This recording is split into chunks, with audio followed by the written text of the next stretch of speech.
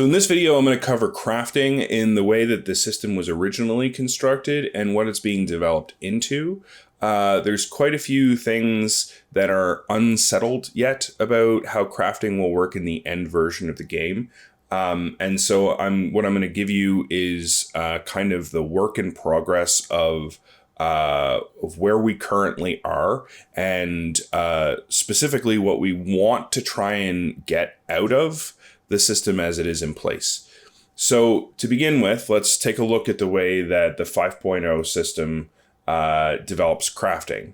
So crafting in 5.0 used a set of raw materials as well as kind of I think what the term we used was a recipe sheet, which determined some required components, customization, accessorization options, and then specified things like how things were targeting, and that kind of thing. So that ended up producing things like bladed weapons as being fairly unique. Then we had handled weapons, and so there was a variety of different kinds of components that were available. The crafting summary, a quick breakdown, was to pick a blueprint, research the required components in its construction, pay close attention to the material costs for those components, and then ensure that you have the appropriate tools. So tools were originally connected to to skills and the underlying cash economy in the original version of the game. I don't know if tools will be migrating over, or if we will simply say that raw materials will produce the end results. Then we resolve flaws and core challenges. So on a piece of scrap paper, you write down all the flaws. So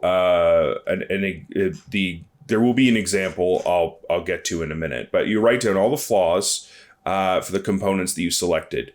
Flaws were the original version of Misfortune, and they worked a little bit differently. So then you roll a number of challenge rating 120 core challenges equal to your skill rank associated with each tool. So certain tools would be different. If you were into woodworking, armoring, and whatnot, they may have a different core value.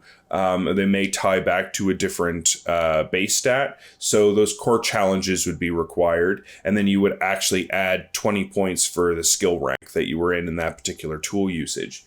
And so then you would do a number of them. And you cannot use, for each successful core challenge you roll, you may remove one flaw from the list of flaws that you've put down, unless there are no flaws left to assign. You use a die of an appropriate value to randomly select the flaws from the remaining list. So this was a way to assign flaws to a specific weapon.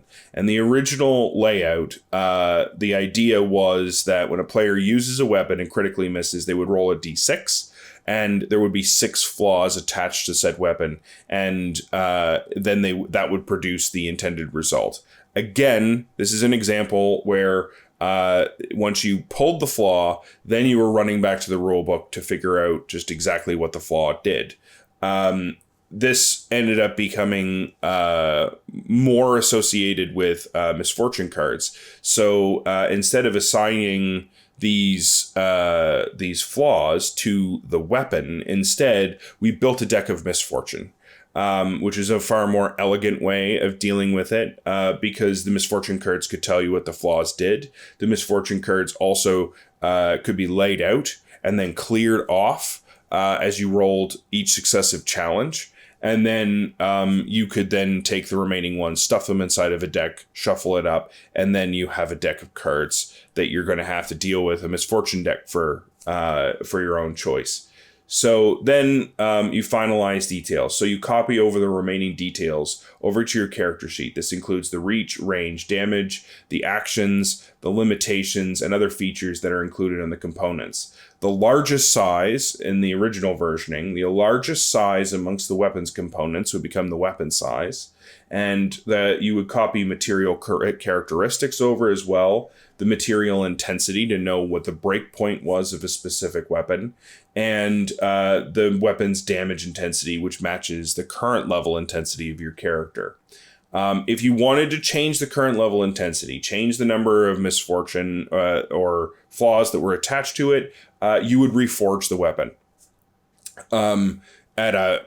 Presumably at a future level, or perhaps at the same level if you think your rolls were garbage. So this was the way that we approached the creation of weapons in the original base system. And of course, we had all sorts of different options for different kinds of weapons. There were bladed weapons, shields, handled weapons. I think if we go down here, we're going to find strung projectile weapons, flails and whips, firearms, energy weapons, particle weapons, and propellant weapons. Propellant weapons being things like artillery, big cannons, and things like that. So this was the approach that we took to doing it. It was a very complicated way of approaching it, and the process of copying over every component's effect was very time consuming. So again, going back to the idea of a virtual sheet can solve many of these things because it will allow you to build a sense of what the components are, how they interact with one another. And so again, a shift towards cards. So that leads me to the existing card system that's in place. So what I ended up doing was I took all of those components, I translated them over into cards, and then I wanted to eliminate the idea of a recipe sheet. So that's precisely what I did. I created a new system where instead we would have specific components that would have linkages on them. It's very similar to powers. So in this case, there is a must-have linkage to a handguard. And so this kind of linkage essentially indicates that this thing must be attached. They must be forged together. If they are not forged together, they can never be attached to one another. Whereas this version, which has only a partial linkage, means it can be attached, but it's not necessary that it be attached. There is also another that has a kind of a dot here. So these little dots indicate optional attachments that ultimately can't be removed.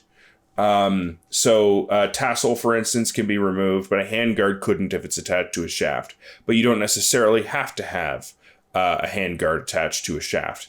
So this is some of the ways that these interactions work. And I've created already a set of melee weapon components, which of course have things like broad blades, double-edged blades, a cleaver, sickle saber, hooked blade, lancer point, double-edged axe, single-headed axe. And each one of these things has their own kind of in-game effects. They have their own compatible card types. So a strike, a break, a dual strike, battery, parry, or blade lock are all available to a weapon that has a maul component on it. This is for the purposes of training when you're not training in a power. So what will end up happening if you were to, say, build a longsword is you would collect the appropriate cards. In this case, a double-edged blade, a crossguard, a half-handed hilt, and a decorative pommel.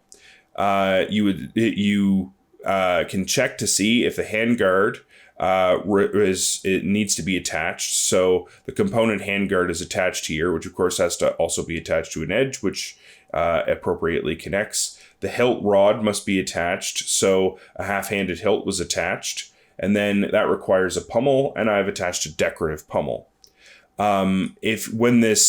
To commit to crafting this object, you need to have a reach +1 alloy and metal, two material matching the edge, two of any material, and one of any material. So in this case, you can set the reach between 1 and 3.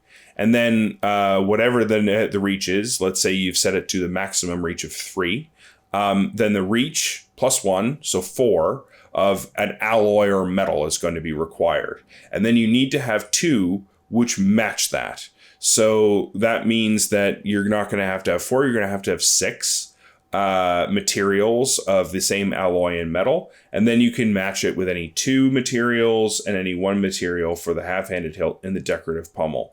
That's the raw material cost for crafting it. On the side, you will have your Misfortune.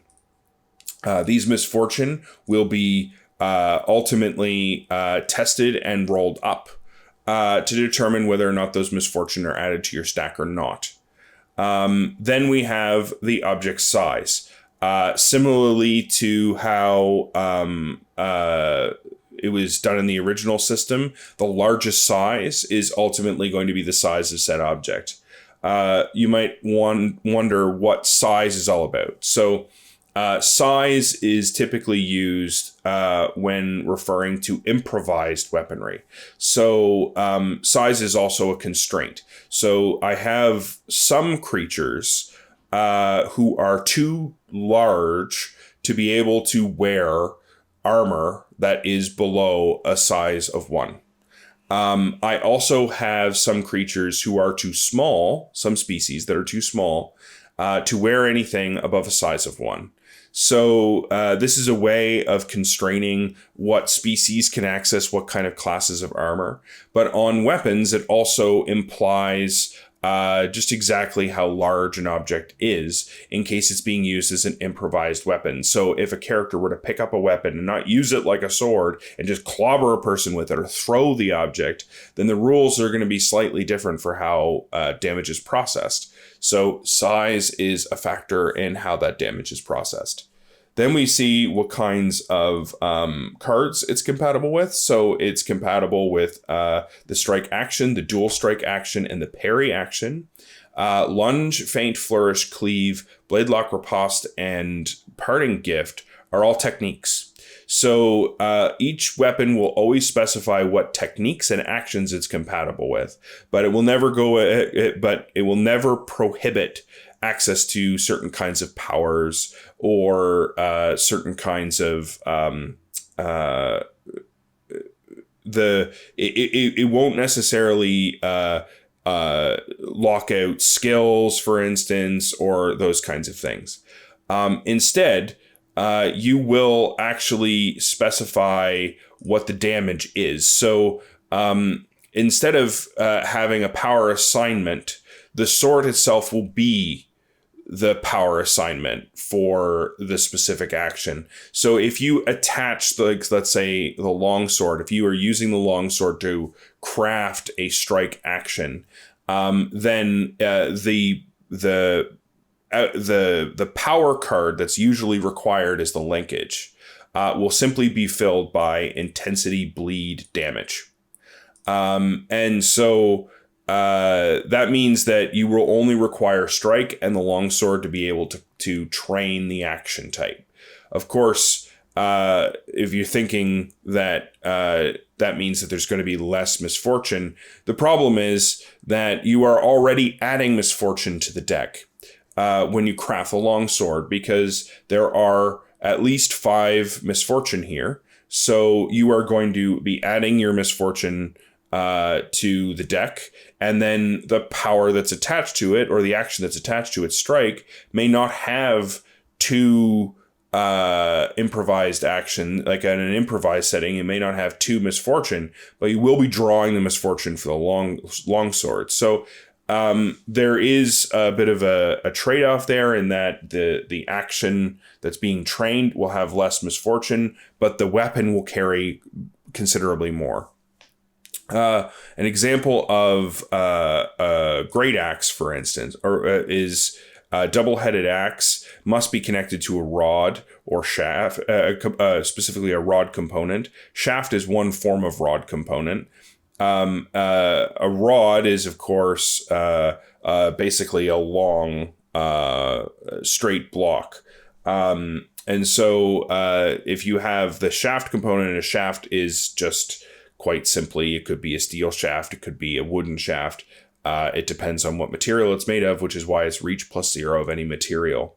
If you made if you made it with a reach of 1, for instance, then the shaft length would only be, maybe about a foot long, and it would only improve your reach marginally. In such a situation, you would end up with an axe, a double-headed axe that has a very short pommel. If you went to reach 3, then it would be a much longer pommel. And so that necessarily adds to your character's reach. So if by default you have a reach of 0 on your species, then when you are attacking with a Greataxe, you would modify that by the existing reach. So if you crafted this for a reach of 3, then that means that melee action would have a reach of 3. And of course, if you go through the processes, you can see you could end up with things like strike, two-handed, cleave, dismember, parry, trap, parry, blade lock, riposte, deflect. You can notice that there's some duplication here. In the case of duplication, it just simply is facilitating the use of multiple components across multiple things. So, let's say you took the double-headed axe out and you just created a shaft, you would essentially be making a bow staff, which works for strike, two-handed, parry, blade lock, riposte, and deflect. In the situation where you have competing forms of damage, so +1 intensity damage in the double-headed axe plus stunning on a critical hit, whereas this is intensity bludgeoning damage plus stunning on a critical hit, you would have to select at the time of the attack which you're going to use, the head of the axe or the back of the shaft. So you may choose bludgeoning damage, but you may also choose the +1 intensity damage, and you have to choose it at the moment. Both will inherit the nature of the continued description. So, for instance, the double-headed axe has to be blunted twice because it has 2 edges, and likewise, dual strike can only be used if the reach is equal to 1. So this means that if you set it to a reach of 1, you would have access to the dual strike option, which is another form of action. But if it was a higher reach, that would not be available on the weapon. Likewise, the blunted condition can only will have to be applied twice to the Greataxe for it to take effect. So this is, in a rudimentary way, how melee weapons would be constructed. You would place them using the digital sheets exactly the way that I described for the action setup. And then you would go through and be able to mix and match and create a weapon of your choosing. And then you would be able to go and choose to forge. And when you choose to forge, it's going to have a cost in essence because it takes time. So there's a cost in essence as well as a raw material cost that you're going to have to meet. Then, depending on whatever proficiencies that you have, you may add Misfortune to your deck in different amounts. And so then you end up with a weapon which can then be used to train with other action types. So your strike, dismember, or parry if you are using the double-headed axe. Then, of course, comes the question of armor. So armor uses the exact same crafting system, and I've created a series of different armor classes and armor types. So we have the Core Officer, Core Infantry, the Duskland Chiton. If you go over to the video on species and on the background of the world and the setting, you'll notice all of the Molochans are wearing some form of Duskland Chiton. The Salazari Shield Warden and Domineer armors are also in that video.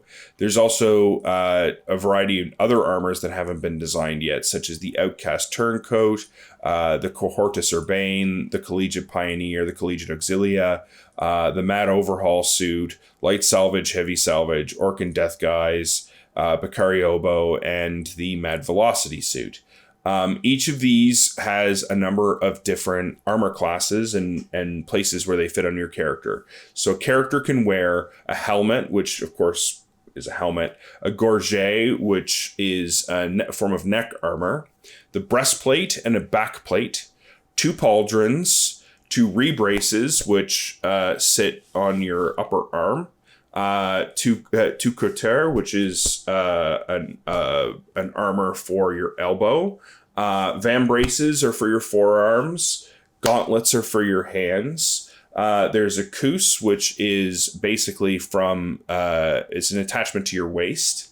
There is the polienne, which sits in the upper leg.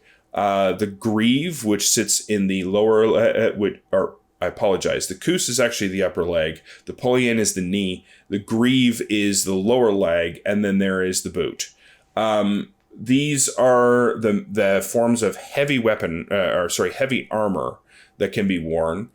Beneath that, a person can wear a pant, a shirt, and a jacket. Each of the different styles may have access to different types. There is keyword association benefits. So if you have a complete armor set, you will actually get an additional boon for having all of the necessary keyword parts.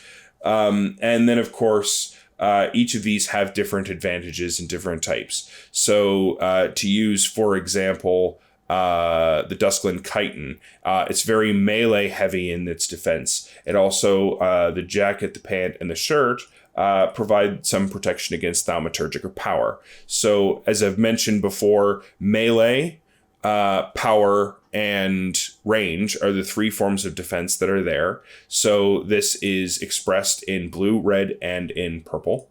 And so we have a melee and power defense on the Duskland Chiton. In the core infantry, what we have is heavy range defense. We also have environmental defense, so various forms of environmental protection. Environmental protection is definitely there because we are going to extraterrestrial locations. So, protection against usually conditions is how that's expressed. Furthermore, there are options that will increase damage or increase damage capacity. In this particular case, there's augmentations against ranged, and the little blue icon indicates that this requires power armor. And so power armor requires batteries in order to be able to gain the advantage of that particular power or ability. And as you can see, there's a lot of different variety in here. Some of them, like the Salazari Domineer breastplate, actually is capable of administering doses of pharmaceuticals. So this could actually be used for drugs or for healing, which again may have its cost in essence. The healing, not so much if it's coming from if it's coming from a standard healing apparatus. So there's all these different options here. There's also what's indicated in pink. So in pink, what we're talking about is the ability to issue control actions. So in the case of the Corps Officer Vambrace, it's actually a little I guess if you're familiar with Fallout, it's like a Pip-Boy, and that it can actually be used as a computer interface, a human computer interface, so that you can issue control actions to computers through the Vambrace. The Collegiate Auxilia has the same thing in the helmet, whereas the Mad Overhaul suit has something in the gauntlet as well. So how does this play out for different armor styles? Well, many of these have already been built. So here we're looking at the Corps Officer. The core officer is fairly straightforward. It's a very light armor. So what we have is ceramic, alloy, steel, metal, all of the things that you should or what you would expect to find. As you can see, there is the optional attachment of a core quick draw tactical glove, which is the boosted glove with its special ability to add the quick draw card to your collection. These things have all the same all the same forging processes as the weapons do, but what they do is they reduce they cause like damage reduction. They may also have power armor keywords, which are very present in the core infantry. So the core infantry power armor is when linked to a powered armor object, this object is also considered powered. So you will need to connect this to core containment projector. So this is a form of gorget, which of course is also a power armor object. And what you'll find is you'll work your way all the way through until you find something that is detachable and reliable, which in this particular case would be like batteries, the battery slots that are available. And so the batteries will provide it, but you need to be connected. So if someone were, for instance, to select the gorget and destroy the object, it would be an interrupt to the headpiece between the battery, which is attached to the back, and the headpiece, which is ultimately connected to the gorget, which is connected to the back. So in damaging or breaking the gorget piece of armor, someone could cut off the ability for the power armor effects that are available for the helmet. So at launch, what I'm expecting is for the Duskland Chiton will be available. The Shield Warden and the Domineer will also be available. And I'm also expecting that Core Infantry and Core Officer will be available as clothing styles. It remains to be seen whether or not I'll be able to do the Outcast Turncoat and Light and Heavy Salvage. It ultimately comes down to the style of models that end up getting made, because I need art to be able to support this stuff. So the Shield Warden and the Domineer are done. The Duskland Chiton is also done. So that artwork will be easy to introduce into the game. When I actually do the terrestrial models for the 3D printable miniatures, that will also supply me with a Core Officer and Core Infantry art. The Outcast Turncoat is a post-human discipline, so I don't know if that will be touched on. And Light and Heavy Salvage armor will ultimately come down to what we decide to do for secondary models and stuff. It really is an ongoing process of being able to produce some of this stuff, because art has to go hand in hand with game design.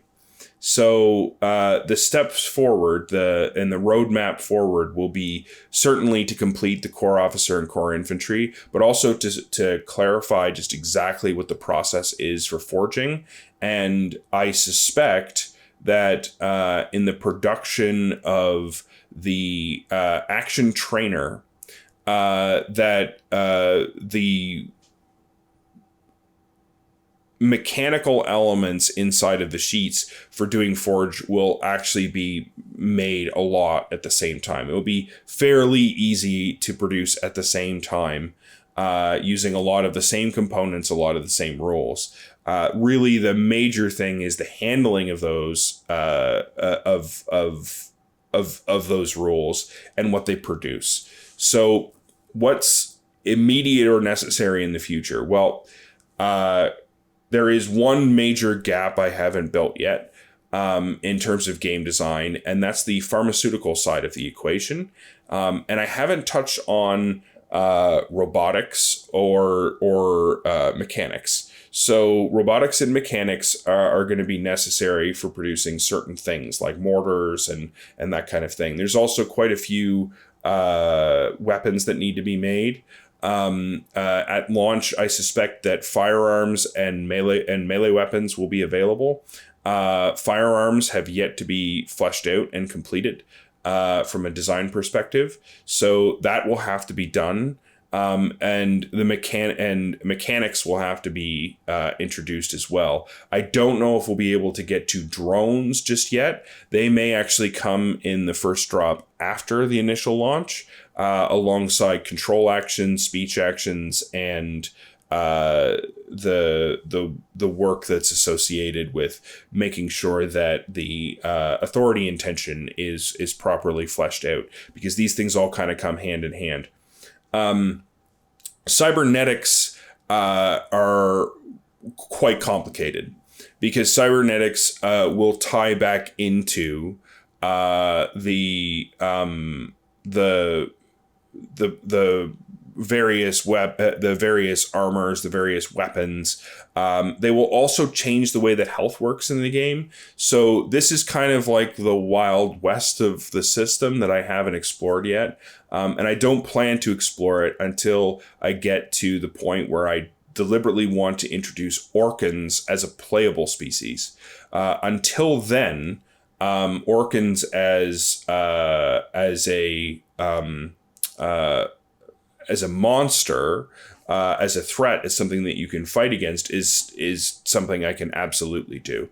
And generally, my thoughts on that is that Orkans will be primarily about triggering large quantities of misfortune, because in replacing a lot of their body parts, they're essentially reducing their total hit point value, but making themselves fundamentally about being able to do damage to objects. So they'll be particularly vulnerable to misfortune because they'll have a lot of it.